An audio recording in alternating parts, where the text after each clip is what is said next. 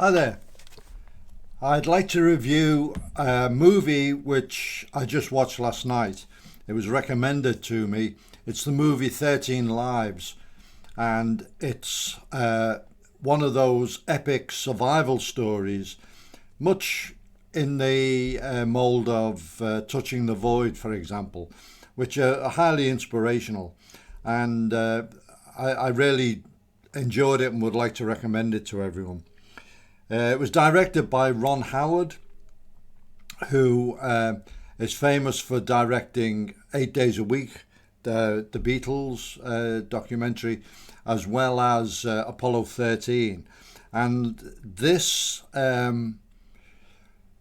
story has echoes of Apollo 13 in the impossibility or the seeming impossibility of the task to ensure the safety of the people. It's the story of the 2018 rescue of 13 people, 12 young boys of a football team and their coach, who were trapped deep underground in a cave system in Thailand under a mountain called the Sleeping Princess. Due to the monsoon.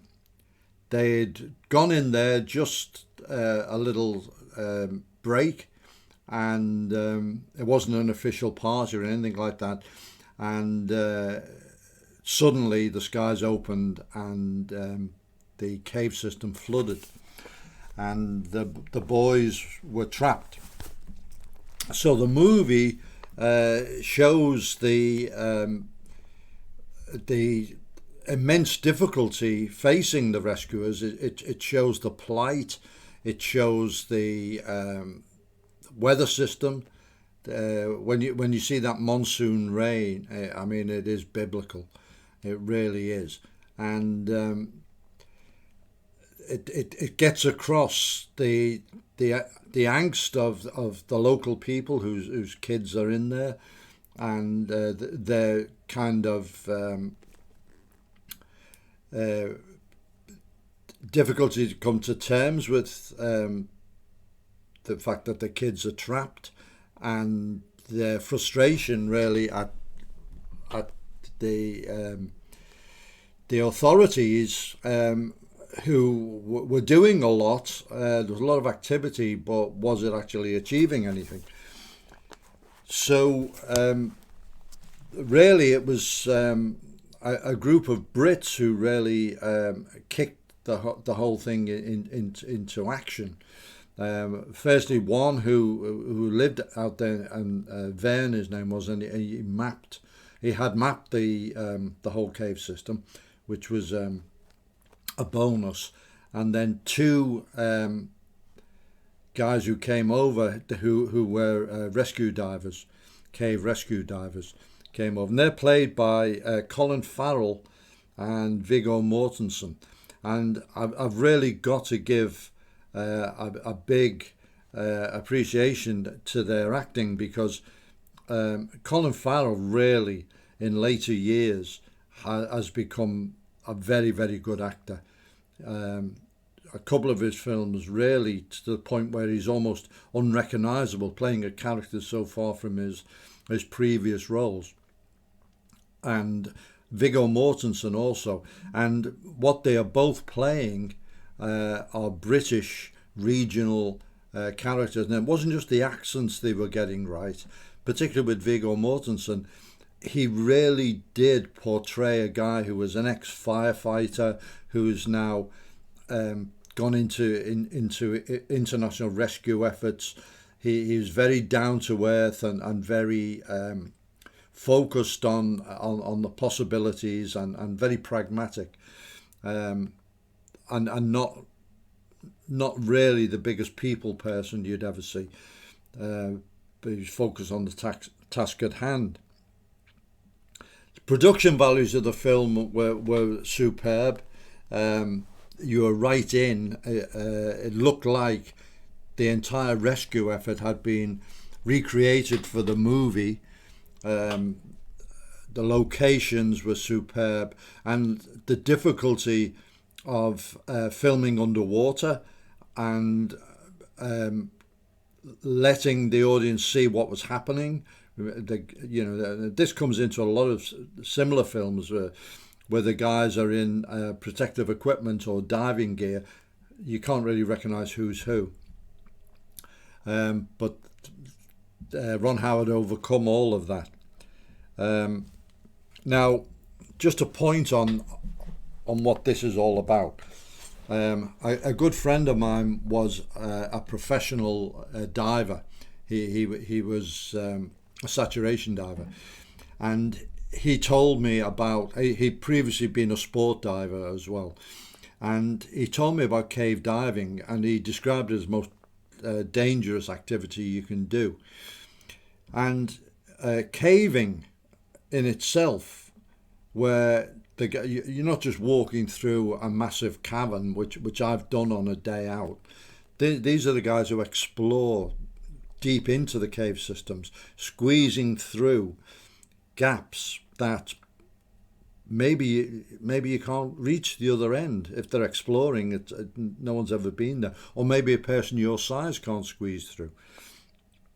Or maybe it's shifted and something's come loose and it's tighter than it should be.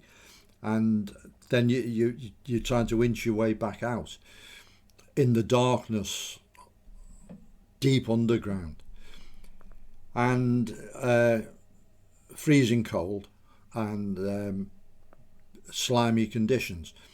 Now that's bad enough, but doing that underwater, carrying your only means of breathing with you, having to take it off and squeeze through a gap and then pull the tanks through on a piece of paracord, and if it jams, that's it, it's end of. I never like to criticize people's hobbies. If people are deeply into something, go for it, but I can't wrap my mind around the attraction for doing that. But luckily there are people who are not only good at doing it, but they can do it to the point where they can rescue other people. And these chaps were certainly fitted into that.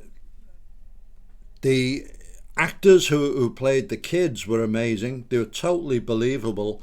The movie starts with them playing football, and the film is filmed in the natural language. So the Thai speakers are speaking Thai, and you've got subtitles. And that's fine. I don't have a problem with that. It works for me. And then you use much more natural actors. And the people playing the locals, the villagers, the farmers, the people who had to make sacrifices because there was a plan to drain the water off the mountain instead of it going down sinkholes. This chap who he lived in America, but he was Thai, had flown over to do this, and he got loads and loads of piping, and they started draining, but the water then ran into the fields, and the farmers' livelihoods were likely to be ruined. But they assented to this. The rescue, and I was only dimly aware of the story. Obviously, it was in the news when it happened, but I hadn't followed it deeply. And it was only when the chap who recommended this movie to me, and he sort of outlined the immense difficulties of the task.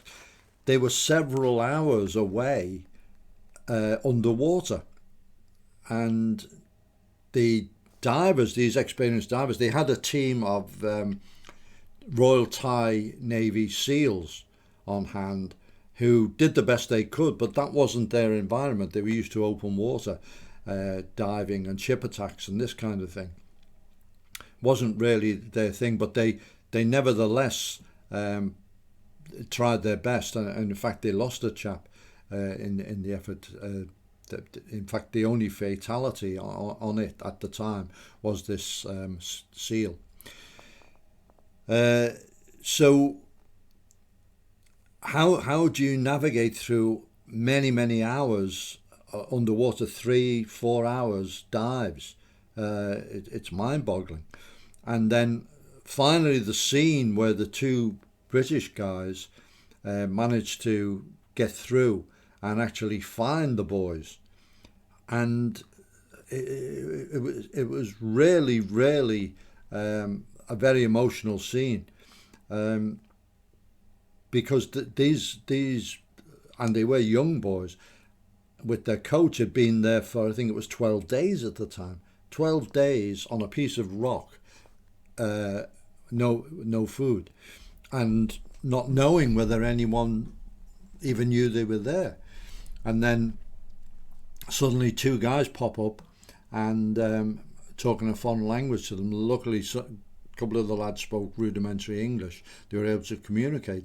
But then the divers had to go away again, promised to come back. Came back with the good news that the kids were still alive, but the problem still remained. How can you get non-divers back through a cave system underwater, which would tax the most experienced cave divers in the world? And I won't spoil the movie for you. I'm sure a lot of you know the story because it's a true story, but how they worked it out to do it, and the logistics of doing it was amazing. And they had to go through these narrow flooded underwater passages with stalactites, with mud, with debris, with fast currents and so on, while they were bringing a child along with them. So the actual rescue was an immense international effort. There were Americans there from the base in Okinawa. There's an Australian doctor played by Joel Edgerton. He does a really good part. And of course the Thais themselves brought all their resources to bear that they could. The movie shows quite a bit of Thai culture, the religion and so on, and that comes over really nicely. Stunning landscapes, albeit the monsoon's happening for most of it, so it's drenched. But really a terrific film. Hats off to Ron Howard for the way he directed it, and for all the actors involved. The big stars in it, and also the people who are playing more minor roles, and the locals and so on. Terrific film, a very emotionally draining film at times, but one that I recommend to everyone.